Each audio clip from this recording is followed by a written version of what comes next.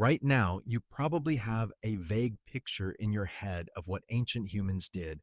They hunted, they ran from things, they grunted at each other around a fire.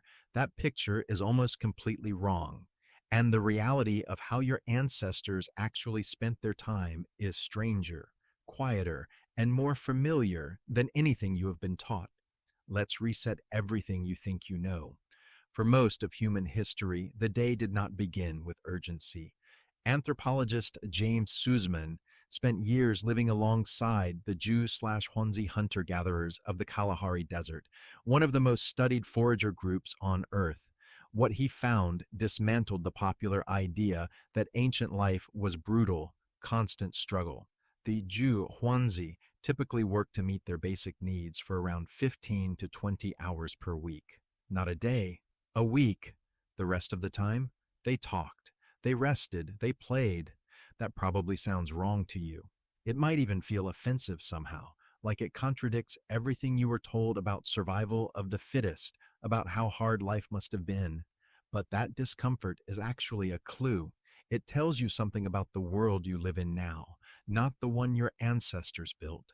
So, what did a typical day actually look like? Dawn arrived and the camp stirred slowly. There were no alarms, no obligations waiting on a phone screen.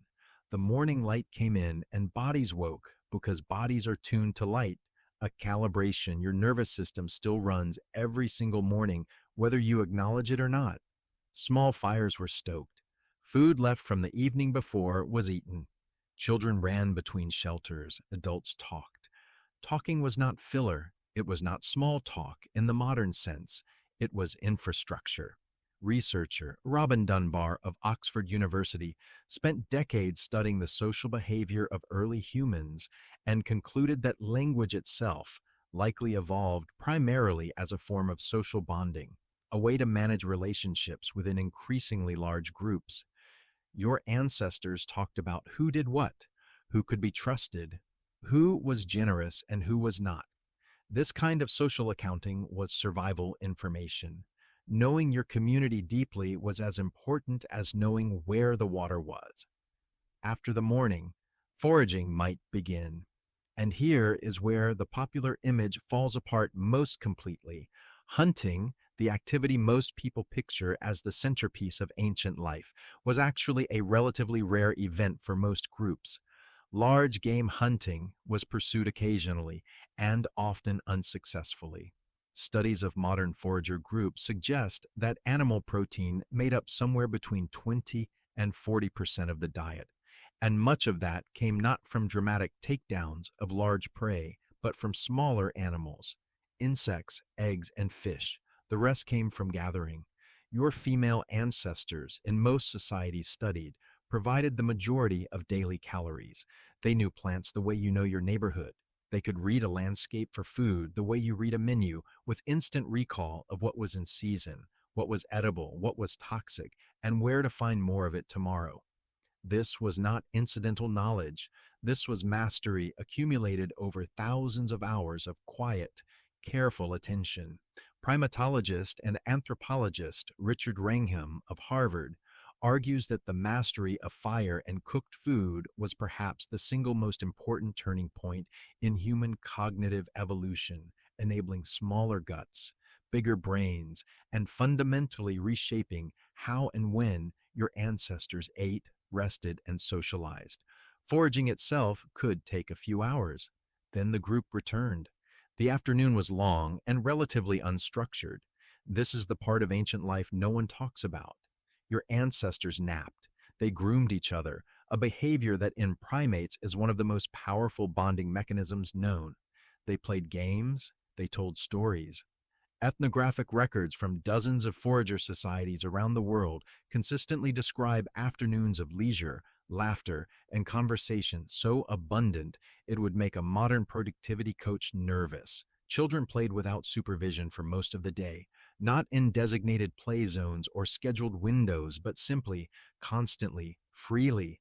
They learned by watching adults, by imitating, by failing, in front of people who were patient because there was time to be patient, Anthropologist David Lancy of Utah State University has cataloged childhood across hundreds of cultures and historical periods, and the evidence is consistent.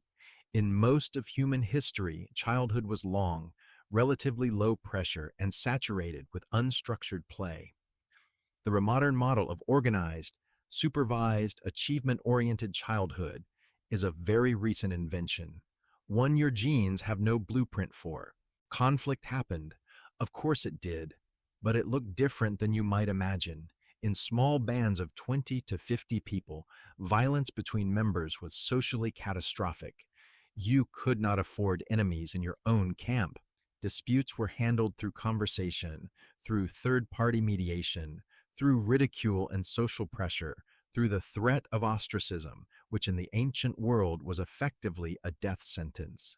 Researchers studying forager conflict resolution, including anthropologist Christopher Boehm, describe these societies as aggressively egalitarian. Status seeking was policed fiercely. Anyone who tried to dominate the group was mocked, ignored, or expelled. Your ancestors were not passive. They actively enforce social equality as a survival strategy. Evening came and fire was the pivot. The discovery of fire changed the entire shape of the human day. Before fire, darkness ended activity. After fire, darkness opened a new kind of time. Anthropologist Polly Wiesner studied the Zhu Huanzi, specifically around what happened at their nighttime fires. She found something remarkable. Daytime conversation was dominated by practical topics, food, resources, social disputes, but nighttime fire conversation was dominated by something else entirely. Stories, not just any stories, stories about people, stories that ranged far beyond the immediate group, that imagined distant relatives, that speculated about the motivations of strangers, that built elaborate emotional worlds around characters who were not present. Wiesner found that these nighttime stories accounted for around 80% of the narrative content shared around fires, and she argued they were the engine of long-distance social imagination, the cognitive training ground that let humans cooperate with people they had never met, which is the ability that eventually made civilization possible. When the fire burned low, your ancestors slept, but not the way you sleep. Sleep researcher Jerome Siegel of UCLA studied sleep patterns in pre-industrial societies in Africa and South America and found something that upended the standard assumption.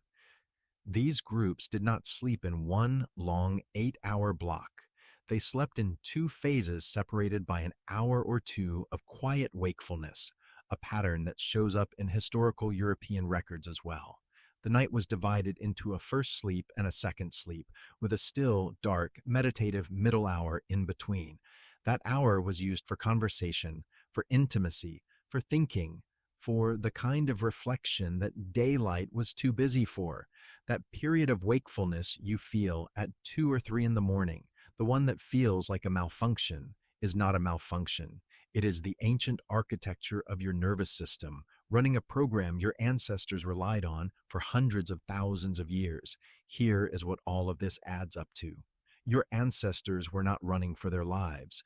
They were not grinding through brutal days of unrelenting survival. They were spending most of their time doing what you are wired to crave and almost never get enough of: rest, connection, story, play, and quiet.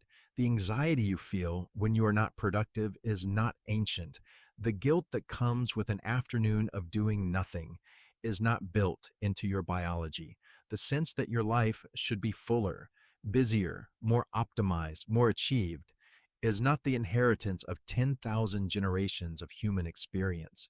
It is a very recent invention, layered over a nervous system that was calibrated for campfires, afternoon naps, and long evenings of story. Your ancestors were not waiting to become you. In many of the ways that actually matter, you are still waiting to become them.